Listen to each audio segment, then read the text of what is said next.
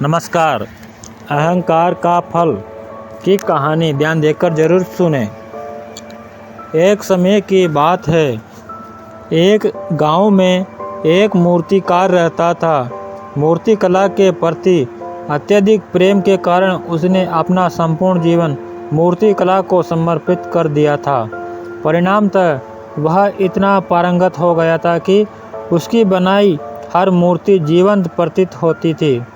उसकी बनाई मूर्तियों को देखने वाला उसकी कला को बुरी बुरी पसंद करता था। उसकी कला के चर्चे उसके गांव में ही नहीं बल्कि दूर दूर के नगर और गांव में होने लगे थे। ऐसी स्थिति में जैसा सामान्यतः होता है वैसे ही मूर्तिकार के साथ भी हुआ। उसके भीतर अहंकार की भावना जागृत हो गई।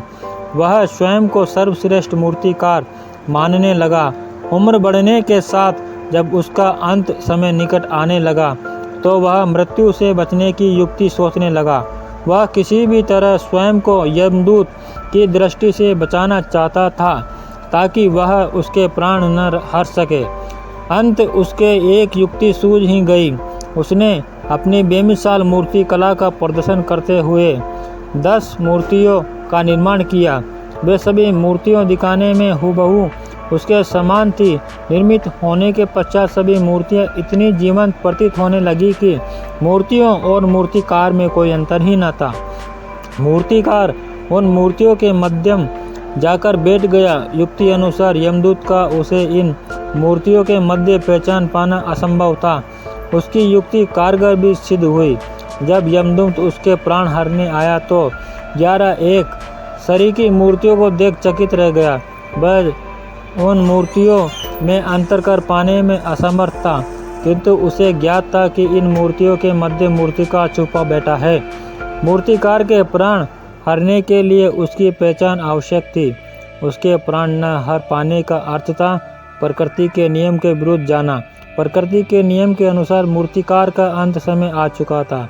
मूर्तिकार की पहचान करने यमदूत हर मूर्ति को तोड़ कर देख सकता था, किंतु वह कला का अपमान नहीं करना चाहता था।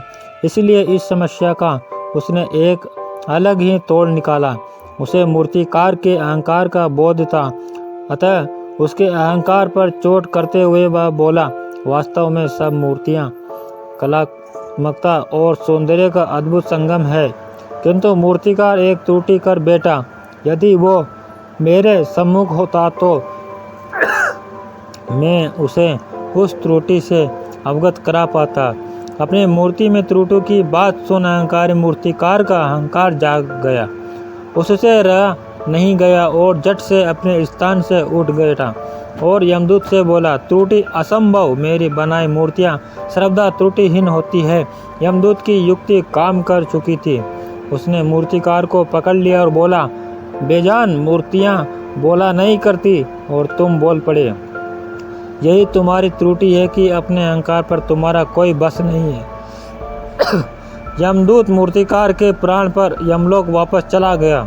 तो दोस्तों, इस कहानी से यह सीख मिलती है, अहंकार विनाश का कारण है। इसलिए अहंकार को कभी भी खुद पर हावी ना होने दे। धन्यवाद।